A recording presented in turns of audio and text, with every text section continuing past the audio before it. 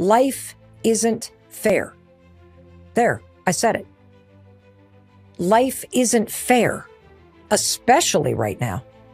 I mean, so much of life right now feels backwards or wrong and out of control, overwhelming. It's not fair that you lost your house, or that your dad died, or that the polar ice caps are melting. And, you know, it's kind of liberating, isn't it? To just say the truth out loud. It's not fair. So for whatever it is that you feel is cruel, or it's unfair, or you don't deserve it, I want to validate that. Because ignoring it isn't working. Feeling bad about it isn't working. I mean, letting it paralyze you or make you anxious or demoralize you, is that working? Of course not. Life isn't fair. And it's important to say it because it is the truth. So let's acknowledge the truth. But here's another truth that we need to acknowledge. It's always going to be unfair because there are always going to be things that are out of your control, and there are going to be things that happen that are cruel and painful and heartbreaking. They're going to happen to you, but they're not going to happen to the person standing next to you. Yes, things are going to be out of your control, but here's the thing. I am not going to allow you or me to get stuck in this place. I'm not saying that it's not valid to feel overwhelmed or scared or this sense of like, why me? Because there is a time, and it is important to allow yourself to feel what you need to feel, whether that is feeling sorry for yourself. But I'm going to tell you, this is just one stop on the leg of the journey called life. This is not where you stop. And today, I'm going to remind you of another fact. A fact that is so much more powerful than life is unfair. Because the fact is that no matter what is happening around you, you have the power within you to face it. Because you have limitless ability and you have this capacity to accept the things that you cannot change, to recognize that there are aspects of life that are always going to be unfair and aspects of life that seem fair, but that through your attitude and your actions, your response, that you can move the needle on this situation, that you can make the situation a little better. You can move things forward. Because validating your experience, very important. Very, very important. And that's why I'm validating it, but I'm also reminding you, yes, you can make your life, this situation, and the world around you a little better place. I am going to walk you through 4 things that you should do right now, okay?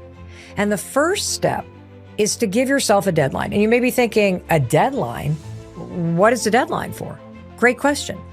You are going to give yourself a deadline for how long you're going to allow yourself to stay in this sad and overwhelmed, grieving, and disempowered state. And here's why. Yes, it's important for you to not only call out this situation and say, this isn't fair, but it is more important that you recognize that you deserve and need time to process your feelings about the situation. And by setting a deadline for how long you are going to allow yourself to move through your feelings, that you're going to give yourself the grace of just being low. And I love this step of giving yourself a deadline and creating the space and the grace that you need to be able to process what you're feeling, is because it reminds me of this powerful research from the amazing Dr. Lisa Damour. She's a clinical psychologist, New York Times bestselling author, and she said something to me once that altered the way that I look at life. She said that in life, when you're going through a really difficult situation, if you feel sad or overwhelmed or depressed or you're grieving, that's a sign that you're mentally healthy. I mean, just stop and think about that. Isn't it a mentally healthy response to an unfair or cruel situation in life to feel depressed or overwhelmed or anxious? Of course it is. When you lose somebody that you love, it is a mentally healthy response to be in a depressive state. It's a sign that your mind and body are working well. The worst thing that you could do was to shove the emotions down. You want to know what happened to the people who did that, who didn't give the space to manage and process these emotions? They were still experiencing PTSD and anxiety symptoms months and years after 9/11. See, your emotions and feelings and all that stored tension, it doesn't go anywhere if you shove it down. It just builds up. That's why if you're in a situation where life is unfair or something cruel has just happened or you're overwhelmed or you're just feeling like you can't catch a break, you have to give yourself time to feel what you need to feel. Because it's not time that actually heals. It's what you do with that time that matters. And that's what we're talking about. So let's first create the time. And I know you're thinking, Mel, how do I even know how long I need to give myself? Well, the answer is it depends on you. And it depends on the situation that you're in. And it depends on like the emotions that you're feeling. And the other thing that I love about setting a date is that it's a sign to you in a calendar that this is not going to take over your life because it doesn't have to. What I'm recommending is something else. I'm recommending that you give yourself permission and you also set this date so you know this chapter ends. This scene is going to be over. The movie is going to go on and you are going to be okay. Do what you need to do to feel the emotions and let them come and let them go, because I promise you that deadline's going to come. And if you gave yourself this space and this grace, you, my friend, are going to be in a very different place. And by the way, I've been talking about these big, heartbreaking, gut-wrenching things, but let's talk about some of the stuff that we tend to beat ourselves up over that aren't fair, that you've been doing for years and years and years. Like you beat yourself up over your height or your body or the way your face looks or, your complexion. You've already been grieving the state of things for years. You've already made yourself feel bad and put yourself down and been invalidating yourself. So if the unfair thing is something that you've been living with for a long time, your friend Mel Robbins has a recommendation. How about the deadline be 5 p.m. today? Because the wallowing has been going on for long enough, and it is time to move on. And the wallowing we know is no longer helping you change this situation. It's not making a positive dent in the situation. It just makes you feel bad. It's chipped away at your confidence. It's made you feel disempowered. And the deadline I want you to give yourself is tonight at 5 p.m. Because this scene in the movie, it's over. And we're going to move on. And that brings me to step number 2. You have to accept what has happened. You need to accept reality. And you may be thinking right now, wait a minute, Mel. I just did. Weren't you and I just shouting, life isn't fair? Yeah, we were. But you're probably still deep down wishing things were different. See, when you wish things were different, you're resisting reality. It's one thing to accept the fact life isn't fair, this is cruel, I don't deserve this. It's a whole nother ballgame to accept that this is what has happened and it's not changing.